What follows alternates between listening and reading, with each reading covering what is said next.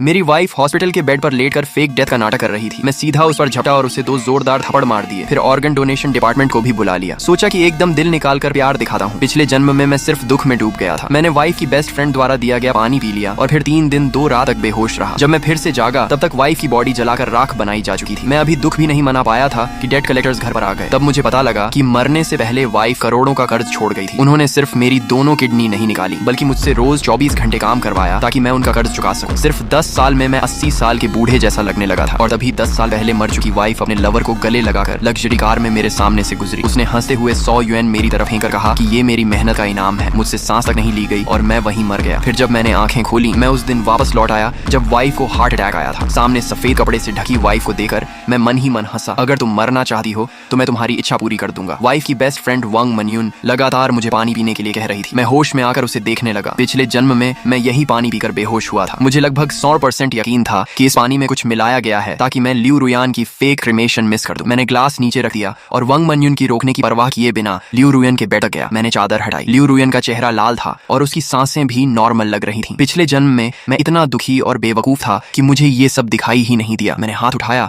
और एक जोरदार थप्पड़ उसके चेहरे पर मार दिया। लियू रुयन जरा भी नहीं हिली। लगता था कि वो पकड़े जाने के डर से पूरी एक्टिंग कर रही थी। वांग मनयून चिल्लाई। उसे लगा कि मैंने लियू रुयन की फेक डेथ पकड़ ली। जीजा जी, आप गुस्से में ऐसा नहीं कर सकते। मैं लियू रुयन को बेरहमी से पीटता रहा। वांग मनयून की हालत देखकर लग रहा था कि वो अभी फट पड़ेगी। मैं रोते हुए बोला, मैंने तुमसे कहा था ना रात भर मत जागा करो, हेल्थ का ध्यान रखो। तुमने मेरी बात क्यों नहीं मानी? अब मुझे अकेला छोड़कर चली गई। मैं क्या करूंगा? वांग मनयून हकी बकी रह गई। मैं उससे बहस करने के मूड में नहीं था, इसलिए सीधा फोन निकालकर कॉल लगाया। हेलो, यहाँ ऑर्गन डोनेशन करना है। अभी डेथ हुई है, जल्दी